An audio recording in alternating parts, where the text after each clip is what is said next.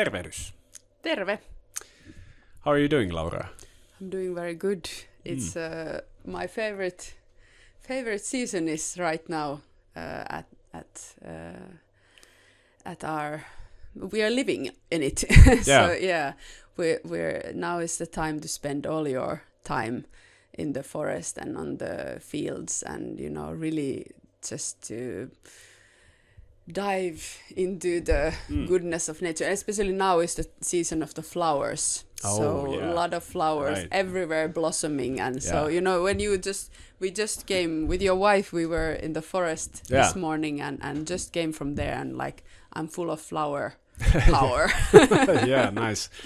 Yeah, and we got really lucky. It's been sunny and rainy, so now it's like poof. Yeah, everything is blossoming.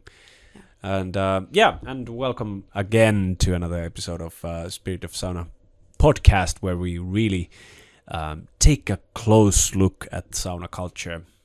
And before I forget, please go and check our beautiful retreats coming in next winter.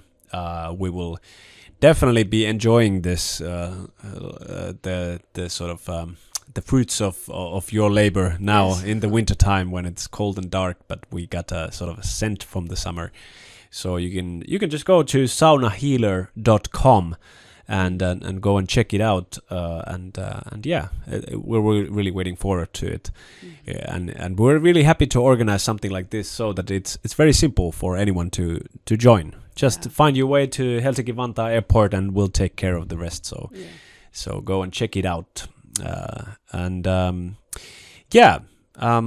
Actually, we already started sort of on this topic of today, since today we're talking about rituals, and this word has a sort of kind of strange connotations. People are thinking about some kind of dubious stuff, mysterical things. But what you actually described is a ritual.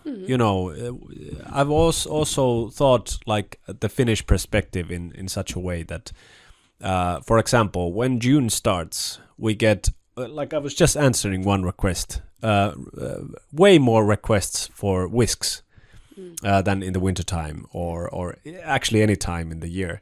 Sort of Finnish people tend to think this start of June as sort of the window opens for this whisk ritual that Finns suddenly remember. Yeah, that's right. You can take a whisk straight from the tree, or use your last dried whisks from last year to enjoy the whisking yourself in the sauna. So this is sort of a very sort of it's the meaning of it is maybe forgotten, but the practice is not of ritualistically making whisks and using them at this particular time of the year. Yeah. Many times those rituals that are very natural and in line with the harmony of the nature. They tend to last time because this example of the vihta. It comes really, you don't have to force it. You don't have to understand it intellectually, or why is it good right now to use this. For example, birch vihta is a very good for this season. And you don't need to understand why is it good. It's just, it calls, you hear the calling. So the most lasting rituals, they are usually the ones that are not forced at all. Yeah. And you don't need to analyze it. It's just very natural to you. Yeah, exactly. And this is sort of in the essence of the word ritual. Actually, as I've understood, it actually comes from Sanskrit, from the word of rta, which means sort of the path, maybe a path, something like that. But it's, of course, in Sanskrit, always difficult to translate. But let's use this now, path. And in this way, also the word right, the right way, for example, to do things is what I've understood is from this same origin. And in this sense, if we start to sort of circle around the word ritual, then we notice that it's exactly something like this, that it's something, a way to do things, a way to organize things. And when it comes to like the yearly cycle, for example, this Vihta is a great example because it's part of the yearly cycle, and we don't even understand why, but we sort of get this urge of, all around Finland creating like probably hundreds of thousands of Vihtas during these 2 weeks before the midsummer, and people don't really even think about it; they just do it. And the same way, rituals that are concerning, your daily life. Brushing your teeth is a ritual. Saying good morning to your family is a ritual. Eating even, it's a ritual to eat at a certain time and so on. So it is just sort of a particular way of doing things, and particular in that sense that it's repetitive and it's part of your cycle. It's sort of it gives a rhythm to your cycles, whether it's a cycle of your day, month, year, whatever, or even the ancients used to think about like the great year, some 25,000 years. They would have their own rituals for even these really long periods of time. So I think we can just leave out right away this sort of, I don't know, what do people think? Something like Stanley Kubrick's Eyes Wide Shut, stuff when talking about rituals, the masks and robes. We can just leave that out. Our meaning now is nothing like more like esoteric in a sense. There is certainly an element, and we can talk about that when we talk about sauna ritual. But when just the naked concept of ritual, where it comes from and what's the meaning of it, it doesn't have to be more than this. Just everyday life that is sort of that ritual gives the rhythm to these cycles that you have. Yeah, I often think that ritual is an activity that has a pattern that is structured with a pattern. It's a ritualistic activity or ritual actually. But for me, I think many times ritual also in people's talk, people's thinking, it's to do with religion. Right. So maybe that is something that is maybe makes it feel a little bit like far from your life if you don't consider yourself a very religious person, or even if you do, because some of these monotheistic religions that are full actually of rituals, but they don't use this word. They don't consider it. It's like a service, for example, a mass, or your prayer, daily prayer, or something like this. But it's this word is not used. It's funny how it has these pagan sort of connotations, just from the word, right? Yeah. But rituals, they can be very everyday. What we've been now talking, this sort of greeting is a very good example of an everyday ritual that everybody performs, and it exists in all the cultures. Doesn't matter where you're from, you have your ritualistic way of greeting when you meet someone or you wake up in the morning.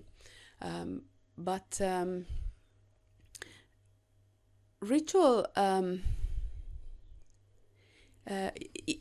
we talk about rituals, like I said, that it's a activity that has a sort of pattern or that has a structure. But I think then there are different levels of rituals that we have in our lives. This sort of like greeting is a very sort of minimal structure ritual. But it does matter which words you use, Yes, and every culture has its own, like, for example, saying something like terve in Finnish, or tervehdys, what we always say here is to, like in Spanish, salud, or I'm not Spanish speaking, but something like this, and even in German, like this old way of in German saying grüß Gott. So it's pretty, already has a lot of meaning in it. Yes, and also the gestures that you do with it. Yeah. Do you look in the eyes, or do you sort of nod your head, or do you actually have a physical touch by shaking hand? Do you hug? Do you have a kiss on the cheek? These all are very it's very structured from the cultural background and sort of what all that it represents and all that it brings into the situation. Yeah, and it's funny actually when thinking about it from this point of view. For example, French people tend to have the kiss on the cheek, and for Finns it's very, you know, we absolutely don't do anything like that. You cannot do it even even if you're French, you're in trouble. But I'm reminded of this friend of mine who has this sort of problem because, you know, when they're in France, you know, it's very regular to be physically very close. Yeah.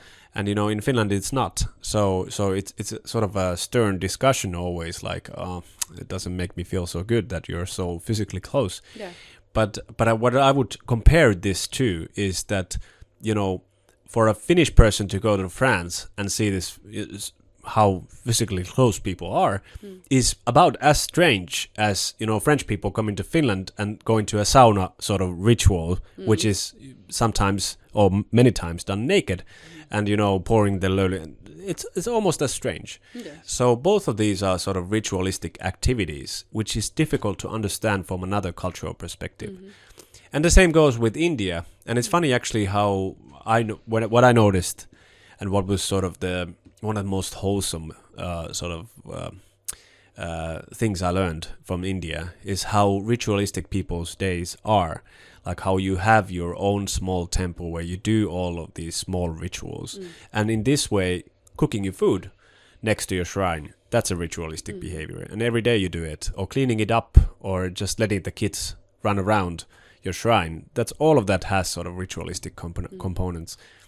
But also Indians love these rituals, everyday rituals. For example, what I understood is that WhatsApp is almost like every morning it's almost like crashing because of those hundreds of millions of good morning messages Indians are sending to each other.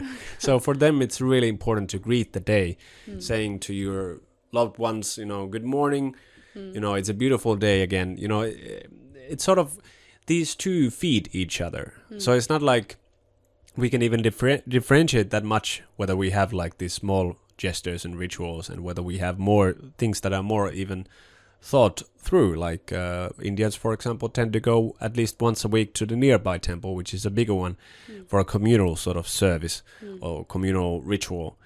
And it's sort of every facet of life has this meaning, and it's considered very important. You know, saying good morning to your loved ones is considered very important. And here, you know, maybe not so much, you know, maybe at least I tend to think it's really important, but yeah, I could imagine some people don't. But I think it comes down to the idea that do you consider something that is done every day? Like, do you think about it? How do you do it? And why do you do it? And what is sort of the aim? And if we think about like aims of a ritual, what do you think? Why does a ritual has to be like follow through? Why every day or every month or every year? Why does it have this cyclical sort of nature? I think at least there is also we will probably later on talk about a little bit the different levels of rituals, but in general these ritualistic behaviors and the rituals that we perform in our everyday life, they sort of structure our life experience. Like, for example, greeting in the morning, it is sort of a ritualistic way to tell to yourself that now is morning. You're waking up. Yeah. And for me, at least, like the Christmas Eve celebrations is a very good example of what does a ritual do. Because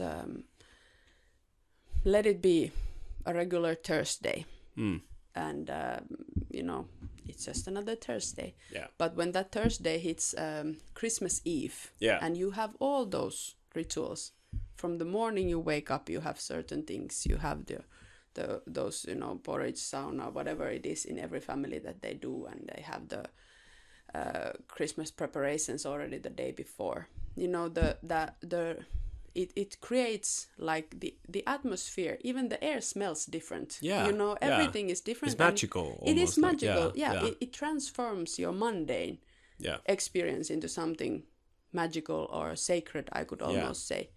And in that way, it sort of marks a point for your subconsciousness to attach to. That, okay, now has been a Christmas, now starts another year after the Christmas, you know? And it sort of gives you some sort of landmarks to your subconscious idea of the world you live in. Because I had the experience when I was in India and Christmas wasn't celebrated. That didn't happen. And I missed that whole year. Yeah, exactly. I'm also, I've been through Christmas in India, and it's just so strange, you know. You just go eating like the dinner like you eat every day, and maybe the chef gives you an extra chocolate cake because it's Christmas Eve. Maybe, but but that's pretty much it. It's not Christmas then, and you know, it's just then when you lack that ritual that usually happens, then you realize the meaning of it. It changes the whole, and it's really on the subconscious level. These are not, you can think, okay, today I can see it's the 24th of December. I can think about, okay, now is the day of this and this. But because you don't perform it, your subconsciousness doesn't kick in, you know, doesn't come into that process. You cannot, rituals are something you cannot think through. You have to live through them, you know. Right. Yeah, and it's kind of like this is such a sort of sad development when we have moved from a sort of a cyclical time to a linear time. This is something that I've year after year I think more about, like how our problems are actually rooted in this exact misconception. Because when we think about past, we think we used to be very like primitive. Now we're very sophisticated, so very linear. So these idiots, and now us wise. And then, you know, we have something like this, like a yearly, you know, how we think about the year. For example, when I used to be in university, it was very clear how it is. You know, in January you go to the classes, you run the classes all the way to the summer. Then you have a summer vacation where you just maybe work, or then otherwise just lay down, hang out on the beach or whatever. And then in the autumn, again, you start the classes, and actually the most intensive part comes in November, December, when you have to get the world ready before the year is in close. And this is completely backwards. Like the cyclical nature, for example, for like these Fenno-Ugrian cultures, the year starts in October or November after Kekri. Because Kekri, you know, is sort of the harvest festival, because everything is done pretty much. You know that it's going to be a harsh winter anyway, so there's not too much to do in the wintertime anyways, so you sort of try to get everything ready when you still have energy, because in October it starts to get really dark and you start to lose energy, and you know you have to go sort of into more or less hibernation for a few months. So you know it since forever. If you're 70 years old, 80 years old, you don't remember time when it hasn't been like this. So every year you see it, like the cycle goes on and on and on, and losing this means also that we've lost almost all of these rituals and rites. Also, right? That's another one where you grow as a person. You know, you come to a certain cycle in your life, then you have a right to, you know, rite of passages. Right, yeah, rite of passages. Exactly. Like in India, for example, before you turn 5 years old, you might have already tens of these. So they consider it really important also to have this cyclical nature in human life, but also during the year, during the great year, you know, in everything, cyclical way of seeing how things repeat. And how we align ourselves with this repetitive sort of cycle of nature is sort of the meaning of ritual. So the funny part, of course, is that we have lost this, but nevertheless we still consider our main religious or cultural festivals really important. Christmas is a great example. Midsummer for us Finns especially is another one. If we think about Asia, like India, Diwali, for example, Shivaratri, which are like Diwalis in the autumn and Shivaratri in the spring and so on. So these are important things, even though you wouldn't be religious. So, for example, when I look at these modern Indians or modern Finnish people who are like don't have any religion or atheistic, they still have this sort of subconscious idea that there's something holy about this particular time. So it's a sort of remnant from this cyclical way of approaching the yearly cycle, but we don't understand its meaning its meaning so well anymore. But as you said, not necessary. You can still just enjoy it, even though you don't think about why we are actually doing these things. Yeah, and in that way, it does affect you. I know many people who are trying to rebel against Christmas or rebel against. Yeah, we hear it every year. Yes. Yeah, commercial Christmas and blah blah blah. I don't want to, and I don't want to be any part of this. But still, it that magic of that time sort of. It pulls you in, Yes, it pulls you in. You cannot avoid it. It's so strong because it's the whole nation who is doing the same ritual at the same time. So it's so powerful that you're just pulled into it, no matter how much you rebel against it. Yeah. But besides this, like what you were mentioning, that the ritual sort of, how would I say? Harmonizes you, but also sort of gives you a grasp point to these great cycles, because the ritual repeats itself always. Every morning you wake up and you say good morning. It's the sort of repetition, and that's how ritual really starts sort of having its effect on you. But this rites of passage is a little bit different. I would like to ask from you, because sort of if you think about it, you get named once, and you get this sort of you have your when you reach your puberty, and maybe you have this sort of rite of passage where you have to perform some task or something like that. It happens once. So how do you see that then? Is that similar type of ritualistic activity? Does that still give you a hook to something greater than yourself, or is it sort of just about the transformation of that individual? Yeah, this is the thing that we tend to think it happens only once, but a traditional society wouldn't think that nothing happens just once. Everything is repeating. And when you think about rites of passage, actually, even just today, when I think I'm a father, and at some point there will become this time, maybe when my kids are going to the first summer camp or something, I give them a knife, or a tool of some sort. And that tool might be my father's or my grandfather's, and it's like, my son or daughter, I want to give it to you now because you need it now. And that's sort of the rite of passage. So you transfer or transmit something of your family lineage or your culture that is important for the person growing up to understand the meaning, and attach themselves to the family and to the society. And that's why these rites of passages are not as vital. They don't have vitality anymore at all, most of the time at all. But rituals have some, because it's way more difficult to attach, especially a young person, to the family. It actually you need to have a living connection to your parents, your grandparents, and maybe your grandparents' parents and grandparents, and so on. So we don't necessarily have this. I consider myself quite aware of my family. I've done some work of studying what did my ancestors do, and still I find it difficult to trace the lineage back, say 3 generations or even more. But traditional cultures never had this problem. They could trace their lineage some 5,000 years, like the Egyptians, and they would say, it's a rite of passage. We have done this as a society or as a family like hundreds of years like this. So you become a part of this. So sort of from the perspective of the individual, if you can think about it in that way, yes, it happens once. But if you think about the individual as sort of a node in a network of people, whether it's your family or society, then it's about becoming a part of that, becoming one sort of link in this. So that's why I'm thinking about the cyclical worldview every year more and more, because I notice how it attaches itself to anything and everything.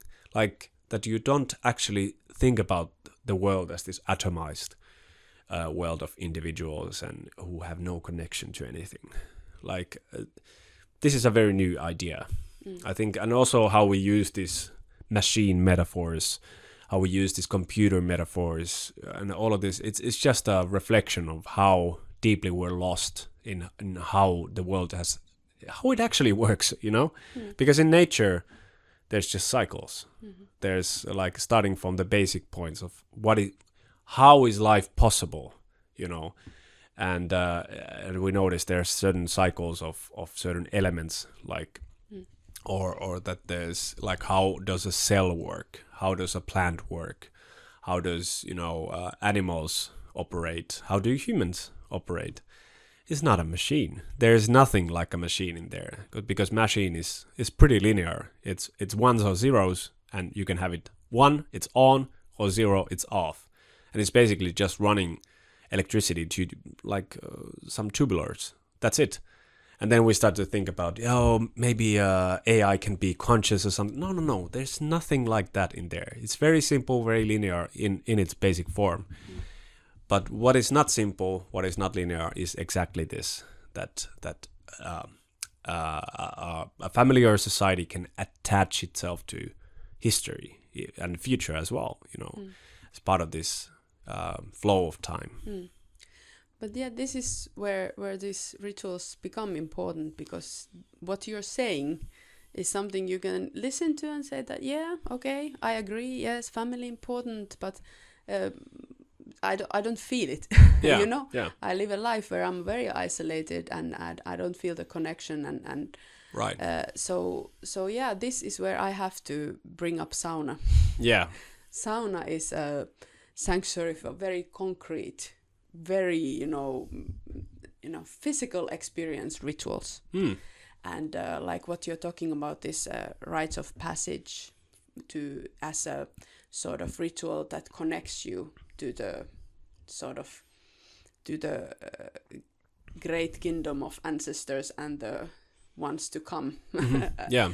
So sauna is a very concrete place for this work, you know, right. Yeah. because when you're there, you're heating the sauna, preparing the sauna, then you're dealing with the elements in very concrete form. You don't have to imagine some patterns, underlying patterns, or trying to, you know, somehow use some abstract form to understand what is this ritual about. You can actually just feel it. Yeah. Fire is fire. Yeah. Water is water. Right. you can really feel that they are concretely there, and that's why I feel that sauna ritual is a very unique ritual in a way for especially a modern person. Yeah. Because you know, you don't have to use imagination, you don't have to believe anything. Yeah. You don't have to use abstract thinking, you don't have to have philosophy. You can just feel it, experience it, you know, on your flesh and bone. Yeah. I'm just reminded of my friend who just actually yesterday had a really like the last löyly, which was already quite late, but still, you know, our smoke sauna is delivering after 12 hours of having intensive sauna experiences. And he did sort of, he poured quite a lot of löyly, and, you know, the first is very soft and nice, but then, you know, the deeper löyly is coming. Yeah. And I already left, but he came out maybe 5 minutes later, completely red. And he's like, you know, I just let myself go. I just wanted to relax and just really enjoy how it feels, like all of the aspects, what it does on my skin, you know, how does it make my like body feel, and all of this. So this is sort of what because people many times ask exactly this, like what is a sauna ritual? Like, can you explain that? And this that you have this experience concretely is actually a great key to a sauna ritual. That we're not interested in like intellectually thinking about the sauna rituals, or to another, like put it to another extreme, to make it sort of a show, you know, a theater show or something like this. Because when I think about like a theater, for example, I have a friend who's actually exploring rituals as part of like theater, and you know, there's certainly a place for that. Sure. But to have this kind of idea that, for example, that you would have the one who's performing the ritual is a performer, and there's an audience. That is exactly what people maybe think about sauna rituals, that this is the way. Maybe that's also the way how it's done in Germany or Italy or wherever. I don't know, where they have this multi-million and like spa settings where you have like disco lights and you know, theatrical shows. Maybe, perhaps. But now we're talking about something that you actually just forget everything. You even forget that you're in a sauna. You just you close your eyes. You just put yourself in a place where there's sort of pure experience. That's the best. How it goes, in my opinion, is that's the best way of how you can sort of come to a ritual. Is just you leave everything out, and you just, wow, I just experienced this.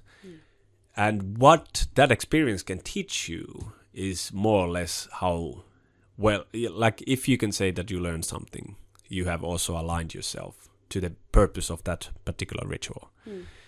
But when we, for example, have this ritual nights, you always sort of want to have this special message when it comes to the yearly cycle. Can you explain, like, how do you sort of form these calendar sort of rituals here at the Sipojoki sauna, for example? Yeah, because there is the, how would I say, there is the essence, which is sort of where you really let go of everything. There is just there is just you and not even you. Yeah. But then when we come to sort of we start how would I say, when that underlying essence has the different forms and experiences and sensations that it takes, performs to have like what we could call a full life. Yeah. Then we have different aspects that it goes through, like what you were talking about, this yearly cycle or the great cycle or a lifespan cycle. It has these different, how would I say, aspects that sort of give it rotation. Like if we think about day and night and winter and summer, for something to feel like something, it has to have the opposite of it. Yeah. Because you cannot just have that feeling of oneness. And you have to have the feeling of the otherness for that oneness to feel like something. So that's why we have this idea that there is always different aspects that our experience takes. And these aspects we want to sort of balance and harmonize. And yearly cycle is one of the most concrete cycles that we live through.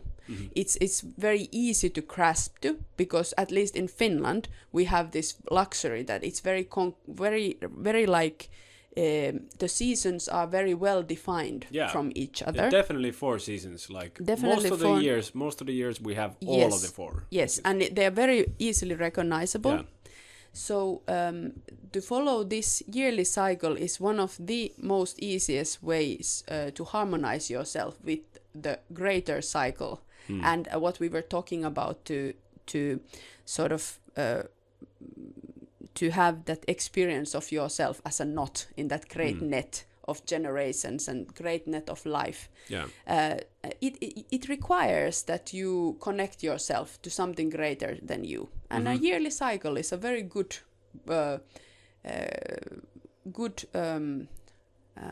how would I say, something great to connect yourself to. Yeah. And these rituals that we perform here on a monthly basis, they are taking always sort of the aspect that season gives you. Because it is very different to have it is very different to live in the season of the harvest time, going to towards the season of death and going towards the season of Christmas than what we are living right now. Yeah. Now that is the season of blossoming. Now that is the season of blossoming and summer. So your needs are very different. Even though you have this basic, how would I say, you have, well, of course, in the sauna, we can always say you have löyly. Löyly is always there. Löyly is the soul and breath of sauna. Yeah. It never changes. Yeah, it's like where everything else comes from, sort of. It's the almost the ether of the world. It is. It is where everything comes from, and also what everything aims to. That's the beauty of löyly. Löyly is what gives all the elements of sauna their life, but then again, all the elements of sauna aim to create löyly. So we come down from löyly and we go back up to löyly again. So löyly is all there is. But summer löyly is still different, even though I say that löyly is forever and always will be. But still, summer löyly is so different from, for example, kekri löyly. Yes. Kekri is the season of harvest, or the celebrations of the harvest season in the around, depending from August till November, depending a little bit on the year when they are celebrated. But that's the season when you can start really feeling that everything is going into the hibernation, everything is dying, everything has given all that it has to give, and now it's time to rest. And now, then again, when all the sort of elements, even the water itself is just full of life, you know, and just oozing out its power. And so this is still, löyly is there, but it has these different aspects depending on the season. And you can just feel it in the air. You can feel it in the water. You can feel it in the fire. Even the fire burns differently. And this is what we want to sort of mimic, may be the wrong word, but align maybe, and maybe I would say even that this is the sacredness of life that we want to bring to a very mundane level to be experienced there in the ritual. And in that way, when you bring the sacred into your mundane experience, then you make your mundane experience sacred. So that's what these yearly cycle sauna rituals, aim to give you. Yeah, and there's been that's the beautiful part about, for example, this sauna that we have, and what we have managed to do is that this is truly a place for everyone. Like, it doesn't matter if you're not religious, it doesn't matter if you're not interested in any of these ancient cultures or mythological nothing of that sort. I'm reminded of this. A few weeks ago, we had a very prominent physician or physicist. Which one? Physicist, yes. From American University. Probably quite a sort of atheistic person, but still physics is that kind of discipline that you start to think about, especially if you're a quantum physicist, you start to think about this consciousness issues. But we would have a sauna session where we would have this very highly educated person, probably one on the top of the world. And then we'll just have just a regular guy from the street, maybe working as an excavator, guy. And then we'll have a sort of Instagram superstar from Helsinki coming. And all of these people taking sort of this ritualistic treatment and getting very sort of, in one way, very similar results. But of course, it's very personal. We can never know what this person has gone through. During this sort of ritualistic sauna treatment. But what is the common thread is that people seem, I would say, beautiful after that. You would see the person who's really, you can see they're really tired. It's been a rough week, rough 2 months, whatever. They maybe been sick for a couple of weeks, and then they finally can come here and just enjoy themselves. And then afterwards, when they leave, usually people are just smiling a lot, they're laughing, there's that glow, and there's the glow and the beauty, you can see the glow in their eyes and the beauty of the relaxation. So that is, I would claim, that is the true essence of ourselves. It is what these ancient traditions try to always remind us, and which is a radical message nowadays, is that the life is blissful. It is a blissful life. We have many reasons to be very thankful for this opportunity to be part of this cycle. And when you engage yourself in this ritualistic behavior, what it reveals is sort of the meaning behind this. You may not be able to put it on words. You may not be able to, know what has actually affected you, but it shows from your face. It shows from everything. Your whole self is glowing. It's not just your eyes. It's just your nature. So in the best way, if you have a ritual and this is why I would make a contrast between sort of these theatrical rituals. Of course, it might leave you this great. I've been to, for example, Aufguss. I've been to a couple of ones, and afterwards you feel pretty nice. Yes. But when it's very thought through, it's something that you try to actually connect to something that has been done for a long time. Whether it's through the order, sequence, how you do things, whether it's through the songs you sing, whether it's through particular herbs that are used in different times of the year. I would claim that it is a different kind of thing that people experience afterwards. And that it also, the feedback is usually that I got connected to something really deep. Something truly profound happened here. Or I'm not a religious person, but I felt this presence of holiness or something like this. And for me, that's the best feedback we can get, is that it is the person themselves who's connecting to the nature. Yeah. It's not, we're just there to provide the sort of platform and enjoy the ritual ourselves and do what we can to make it sort of effortless. Yeah. But for the person, it's the journey, their own journey, that counts. And that's what, after the journey, how you feel is how deeply you sort of engaged yourself in the journey. Yeah, this is what reminds me of what you were, when you started talking about the etymology of the word ritual. Yeah. Is that it could be translated as something like a path. Yeah, of course, you cannot and you shouldn't interfere with somebody's path, but you can be there to support and guide, and facilitate them taking steps there. And that's our work as sauna healers. Mm-hmm. You are there to facilitate. You do your best to that your facilitation is in line with these greater cycles, and sort of, if ritual is activity with a pattern behind it, so you want that the pattern of your ritual work is the pattern that is repeated in the nature, in the growth of the plants, in the yearly cycle, in the cycle of the moon, whatever pattern it is, but there is the underlying pattern, and so you want your pattern of activity be as much as it can be in line with this great mythology, this great pattern of life that is behind everything. Yeah, that's and I think it's quite a noble goal to try to to sort of reinvigorate this idea, this cyclical sort of cyclical nature of our being, our consciousness and our experience. And it's not the easiest job, but I'm very encouraged by exactly this, what I just was describing, that it doesn't matter from which background you come, you have the chance to experience holiness or being whole.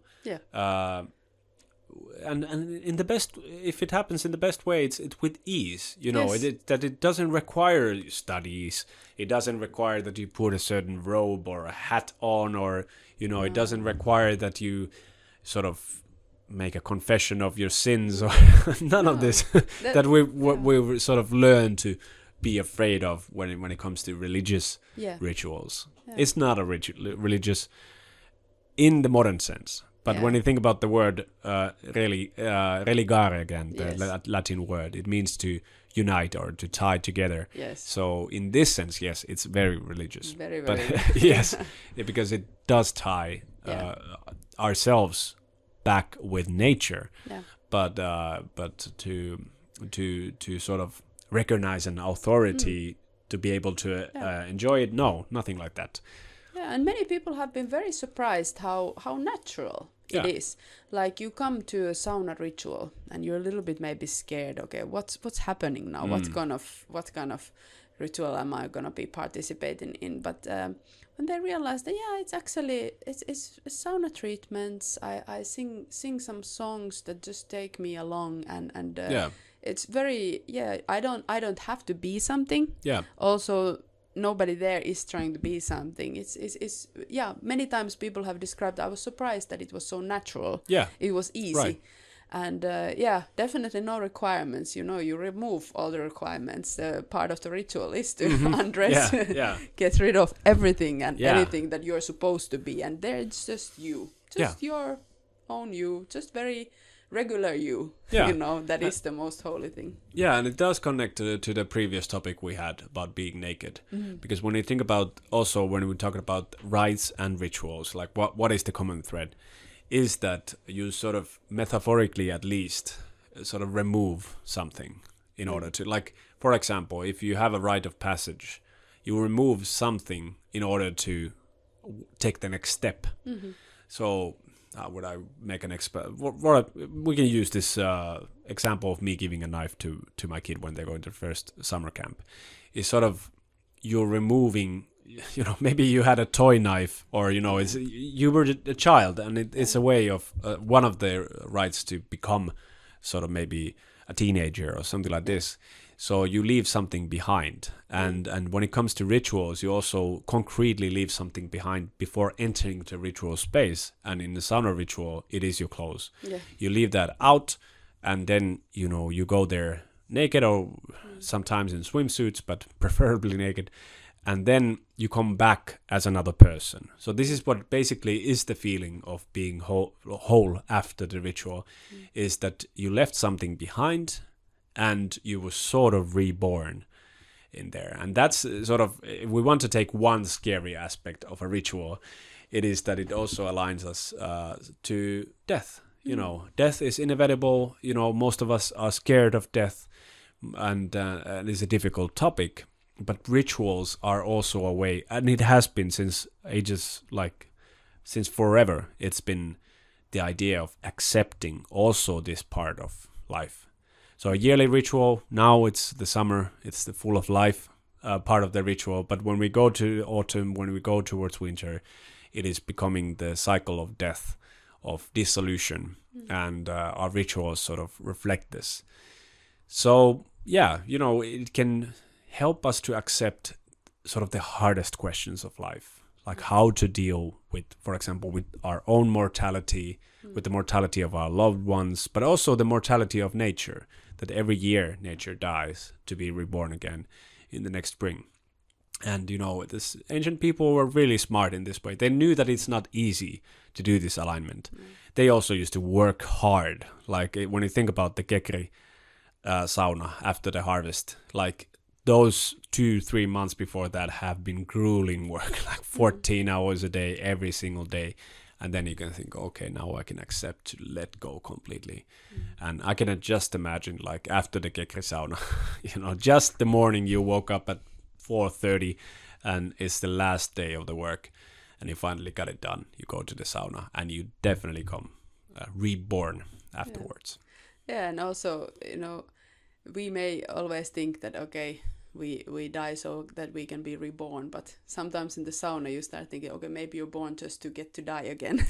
So because sauna is sort of a little death, beautiful way of accepting this, that it's actually quite blissful to let go of everything. You let go of anything you ever were, anything you tried to be, anything that whoever was, you just let go until you're just there with the löyly. And sort of death becomes a very beautiful, beautiful experience. So in that way, then you maybe sometimes think the other way around. And now in the spring we just work hard. We're full of life. We ooze everything out so that we can comes the blissful season of rest and sort of going back in.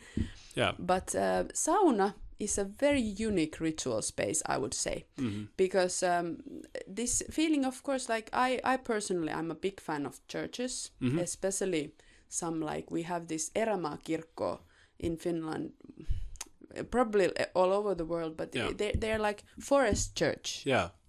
And some really old church in wood-made churches, they are just the sort of liminal space, and it's almost entering them is like you're removing your clothes and you just enter into another world.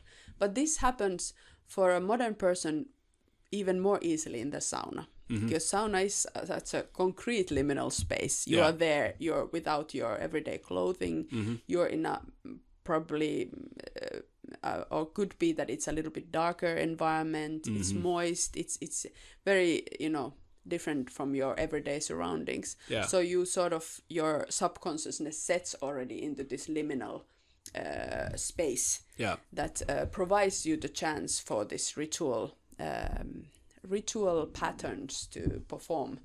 In a much more smoother way, because if we would sit here in this cottage and perform same things, it would be a very different experience. The transformation and the sort of transmutation that happens in the sauna ritual, it would be much more forced here. And for example, to take some mythological story, and we would here tell it to each other. Yes, might be very nice. But would we really feel it in our bones? Then if we go to sauna and, for example, do some honey treatment with the mythological runes sang at the same time, you don't have to think, what am I doing, or what is this story about? You just feel it. So sauna is that way I feel that it's a very unique ritual sanctuary. In that way, that it gives you this liminal state of mind just by existing. And in this way, I think it's the best way for us to approach this. We as a civilization, we have problems. Nobody probably would deny this. And of course, the question is like, what is the root of these? And my conclusion tends to be more and more that it's this linear mindset that we definitely have to start to be able to explore what could be the sort of alternative for this. And we would want to have a place where we could explore this in not in a forced manner, but to have a blissful experience at the same time. So that's why sauna is such a gift in this regard. But nevertheless, like, even if you wouldn't share this worry that I have about our civilization's like sort of almost philosophical foundations, then just being able to feel blissful afterwards in a completely different way than after just a sauna session, it's for you. That's enough. Or even if you have a negative experience, you come and give it a try, and it's maybe too much for you. Still you're richer for experiencing that. And a person that has actually experienced the proper ritual, not just this like being in the Christmas table, of course we all, or shaking someone's hand, we all experience this, but I mean a ritual that is thought through and so on is very valuable. Even if the experience tends, the first experience is not nice for you, still, to give it a try is a good idea. And it how to say, the world is not the same afterwards. Be it whether the experience is like to your liking or not, but it sort of changes something in you. Exactly. Okay. Wow. This is quite a nice talk about the meaning and practice of ritual. For me, I think the main purpose of talking about ritual is to sort of do a small cleansing of the word. Yes. Because it comes with so much heavy baggage. And it is sad because we really throw the baby out with the water. If we let this sort of very, very recent concepts change this sort of like because for me, I see that rituals, rites, they are sort of something that defines what is a human being. Yes, they say that animals also have ritualistic behavior. And that I accept fully. I do feel that the whole world has some sort of ritualistic behavior. And it's sort of because the patterns of life, they are just so thick in the concept of life that of course it's found there.